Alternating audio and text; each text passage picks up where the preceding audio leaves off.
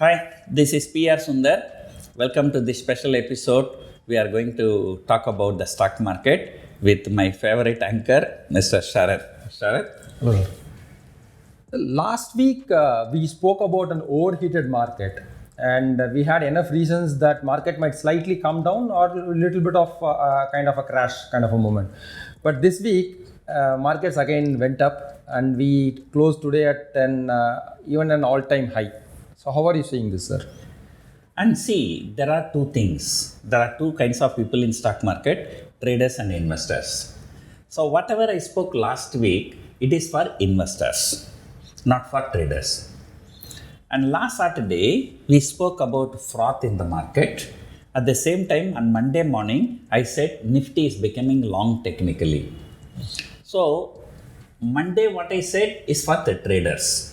And I said market is long Nifty, and after that it has shot up about 200 points.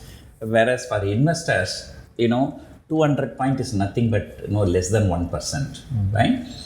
So if you are talking about investment, so definitely the markets are at a very high rich valuation. It is not the right time to enter. I always say don't catch the running bus. Wait for the bus to stop, or even bus to break down better, right? So also I said, no, if you really, insist that you want to invest, I said you avoid the cyclicals, you invest the defensives. And in fact, 1 month before I spoke in a YouTube video, I think it is a Sun News YouTube video, I suggested, if at all you want to invest, you can consider investing in defensives rather than cyclicals. So defensives means IT, pharma and FMCG. In fact, in the last 1 month, all three indices have shot up more than 10%. So market is different, the investment is different, trading is different. Within that investment also, if you are expecting the valuations are reached, the probability of market coming down is very high, then you don't want to take a high risk, then better go for defensives rather than cyclicals. So this should be our strategy.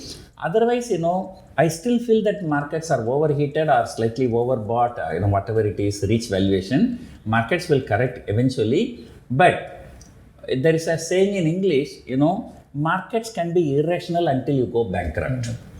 So, market can go even 26,000 also. Then after that, it can correct. Because from 25,000 to 26,000 is just a 4%, right? So last Saturday, whatever we spoke is for investors. So investors, you don't mind losing the opportunity, but wait, and the correction comes. As and when correction comes, it's better to invest. But if you're a trader, momentum chaser is a different story. You can chase the momentum. Right now, momentum is on the higher side. So that's the first thing. Second thing, if you dissect what I spoke last week, I stated very clearly in the month of September, the Fed is likely to cut the rates and things are going well. So I'm expecting the market to be bullish until the end of September. Probably in the month of October, due to political uncertainty, BJP is likely to lose Kashmir, Maharashtra and Haryana, those kind of things. Even today there was some news report. They said that they've conducted a opinion poll in Haryana. So they said that they clear victory for Congress. Okay, but now I find two things with BJP. And number one, when you and me know that the sentiment is against the BJP, definitely people sitting there, they will also know. So because of that, slowly, they're loosening their grip, I can say. Earlier, they used to be very, very adamant. Taking a soft stand, we can take it like that? Yes. Earlier, they were taking all the hard stand, but now they are softening. There are many policies, like people have been fighting for unified pension scheme for a long time. All of a sudden, it has been passed, and all the government servants are very happy. They have given a choice, sir. They haven't revoked the old NPS. Yeah, that is right. But the thing is, the demand was the unified pension scheme. That demand was not made. So it has been made. And then, like when the SEBI chairperson issue came, the people thought, BJP will not take any action. And immediately they removed that lateral entry scheme. So there are many things, even there is a talk that, they are having some kind of a internal arrangement with some opposition parties. Rajnath Singh is coming to Chennai and praising Karunanidhi, those kind of things. So, number one, BJP is softening its stand, that is actually good for the stock market. And second thing, what cleverly they've done, they postponed their Maharashtra state election. So, Haryana is a very small state having only 10 MP seats. That's not going to make a big difference in stock market. But Maharashtra state election is very, very important. That is one of the top 3 states economically in India. It's one crucial state. But cleverly they have postponed it. So because of that, now I feel that our correction may also be postponed from October to November. So as I told you, trading is different, investment is different. What advice we have given last Saturday is for investors, they can still wait. Okay. Hope the policy keeps continuing for a better stock market. So I seriously had this question for a very long time, sir. Do people really make money in trading? See, people don't make money in trading. This is a statement as per SEBI. SEBI has come out with a report by saying that 90% of the traders lose money. About 5% of the traders, they oddly make money to cover their charges. So there are only about 5% of the people. So is it to frighten people to make them come to cash market? There is no need for them to push the people to come to stock in the cash market, because the cash market, they are already, people are flooding. Okay. But I would say, sometimes when you take the data, you have to provide the complete data. Otherwise, people cannot understand. So the point here is that, when it comes to trading, there are 3 types of tradings. One is the futures trading, one is option buying trading, one is option selling trading. So when it comes to futures, I always say futures have no future and options have plenty of options. So then, the percentage of people trading in futures is very, very little. But you come to the options, that's where the big game is there. There are 2 types of people, option buyers and option sellers. And if you see in the real market, maybe 95% of the people buy options, only 5% of the people sell the options. And now you know why 95% of the people lose. But I'm not going to tell you that, the entire 95% of the option buyers lose. Entire 5% of the option sellers make profit. Okay. But the probability of an option buyer being consistently profitable is very, very low. And the probability of an option seller consistently profitable is very, very high. Only that we can say. If you can remember a few years before, there was one college student, with a 50,000 rupees capital, he bought some options and he made it 1 crore. So that has become a national sensation, right? But now somebody who made 50,000 to 1 crore, okay, with the same skill set, with the same opportunity, in the next 3 years, what you should have done? You should have made at least 1,000 crore. But where is he? Nobody knows. So sometimes, you buy a lottery ticket, you get 1 lakh prize money. It doesn't mean that every month you can buy a lottery ticket, every month you will be getting 1 lakh, So basically, where the SEBI report is lacking, they simply said 95% lose, 5% gain. But they did not say out of these 95% lose, how many of them are option buyers or how many of them are option sellers. How many of them trade with smaller capital? How many of them trade with bigger capital? Okay. If I'm not wrong, at least 80% of the people trade with less than 1 lakh capital and they indulge in buying of option. So that is the reason for, of course, I don't have the data to back it up, but unless SEBI releases the data, we will not know the exact data. But out of my gut feeling, I'm saying this. So you want to do any business, okay, you need 2 things. One, your knowledge about that business. You want to set up a restaurant, you should have a knowledge about restaurant. That's number one. Domain expertise. Domain expertise. Number 2, you need to have a large capital, right? You may have IIT, IIM degrees, but because you have IIT, IIM degree, you have so much knowledge, can you start a business with 10,000 rupees and you still can be successful in life? Highly impossible, or at least next to impossible. So at the end of the day, it will be good if the SEBI can come out with a report. Okay, people who invest minimum 1 crore capital, how many, what percentage of them are lost, and people with less than 1 lakh capital, what percentage of them they make money. So unless we know these internals, we cannot generalize, 95% people fail and 5% people. Okay, another thing I tell you, most of the people what they are thinking, sir, 95% people lose, only 5% make money. That means the entire 25 people's money loss is becoming 5% people's profit. So these people may be making huge profit. That may not be true. I just give an example. 99 people come to the market with 1,000 rupees.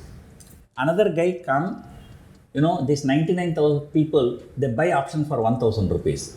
So total they buy for 99,000.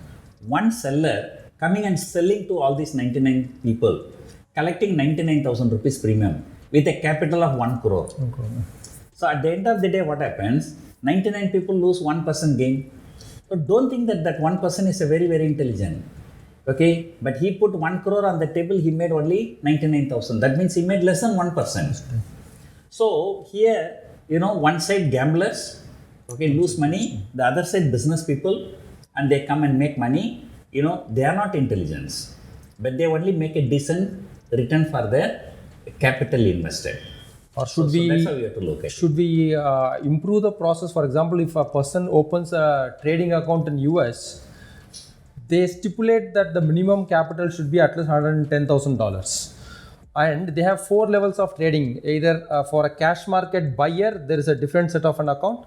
For an option buyer, there is a different set of an account. For an option seller, they even keep an exam to become an option seller. So should those kind of steps be helpful in our markets? Yeah, that is what I've been advocating for a long time. No matter what SEBI does, if they keep on burdening the option seller, they will pass it on. See, for example, the government aim is that people should not smoke. What they do, they keep on increasing the tax. So if you keep on increasing the tax, what will happen? The cigarette manufacturers will keep on passing the cost to the consumer. At the end of the day, the consumer will be paying more. So, but still, they are not going to stop smoking. Okay. The same way, the less volume in futures and options, you want less speculation, you keep on burdening the option seller. The option sellers are like cigarette manufacturers. They will pass it on to the option buyers. At the end of the day, option buyer is going to suffer a lot. So therefore, as you said, there must be some kind of a examination, where the risk and reward should be known to the people very, very clearly before they are indulging in option buying. And there are lots and lots. See, sometimes, you get a call, I give advisory, but you just see uniformly all the advisories they give for option buying. Right? So, the SEBI has to look into all these things. Thank you, sir. One important question that keeps tingling my mind all the time. Why loss in trading is glorified always, whereas loss in cash market is not discussed or not even debated in social media circles? So why is trading loss such a big thing for everyone? Okay, that is how the media sets the narrative, right? Even first time when I appeared on a television, the anchor introducing me, P.R. Sundar is an option seller. This is a very warning to everyone. Option selling has unlimited risk. But the same people start talking about cash market. The same people talk about futures market, and they never say this kind of disclaimer. They say buy a stock for 100 rupees, target 120 rupees, stop loss 90 rupees. Then I asked him, why when he introduced me, why you use the word unlimited risk when you have unlimited risk everywhere? No, after this show, when you want to go home, when you cross the road, lorry can come and hit you and you can die. That's also unlimited risk. No, then he said, no, sir. In cash market, we always put stop loss. Cash market, you can put stop loss. Future market, you can put stop loss. You can't put stop loss in option selling. That's also done. So some of the narrative has been said. Sometimes, people don't even think. When somebody say, they say the same thing. Somebody said, option selling is like collecting a penny in front of a road roller. Then that has become world famous. Everybody start talking about it. What a stupid idea is that? In front of the road roller, you can collect the pennies, no problem, because the road roller will never move fast. So if you want to say, you say, option selling is like collecting a penny in front of a bullet train. That can be a better example. So this is how the narratives has been set, and the media works, in such a way, unless they realize.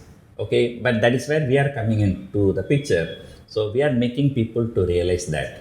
So the risk is there everywhere. Even you see those days, stocks like Suslan, which was trading around 500 rupees, came to 5 rupees. Unitech from 500 rupees to 5 rupees. There are many stocks have never recovered at all. Yes, Bank, DHFL. Especially Punj Lloyd, IVRCL Infra. Like 2003 to 2008 is the biggest bull run led by infrastructure stocks. Those infrastructure stocks, they are all have given very bad return. I still remember one public issue, VLS Finance in 1992. They came out with 400 rupees. They said that, next time if at all they come out with another issue, they will price it not less than 1000 rupees. Now after 30 years, that 400 rupees has come to 10 rupees. People can lose in cash market also, futures market also, options market also. That's a part and parcel of the game. But the narrative is set like that by the media, because, media is run by whom? Those anchors, if they are really so intelligent, why are they working as anchors, right?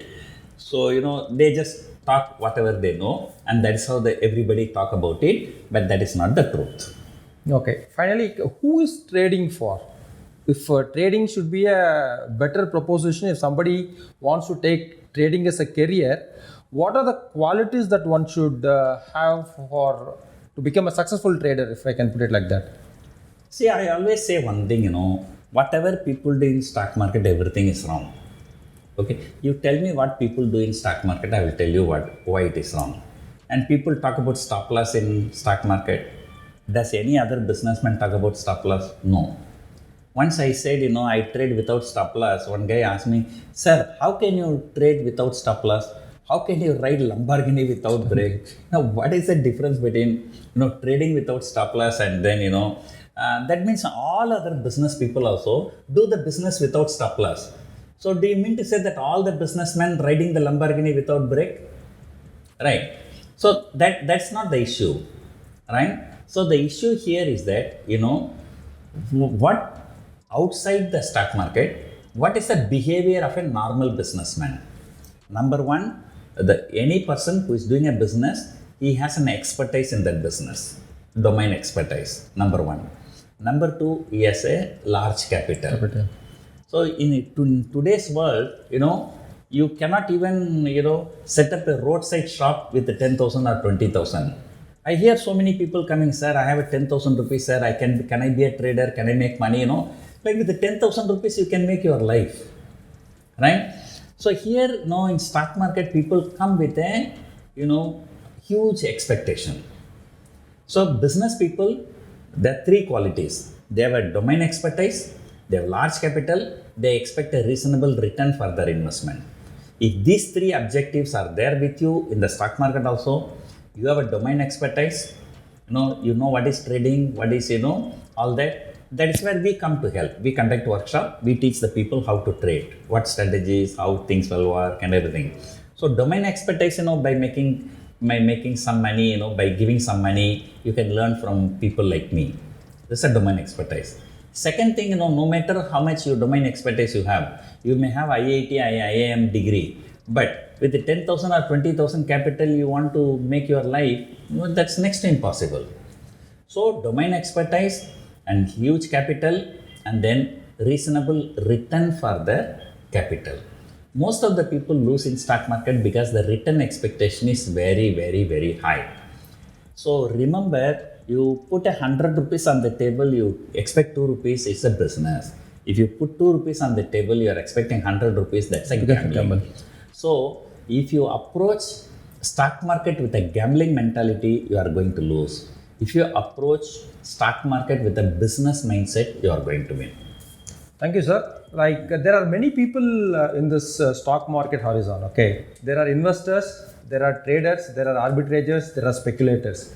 Each one's capital is different, each one's time frame is different, and each one's capability is different. So if they know what exactly they are doing, there are better ways to in stock market for them to move forward. So thank you for answering your question, sir. See you next week. Thank you.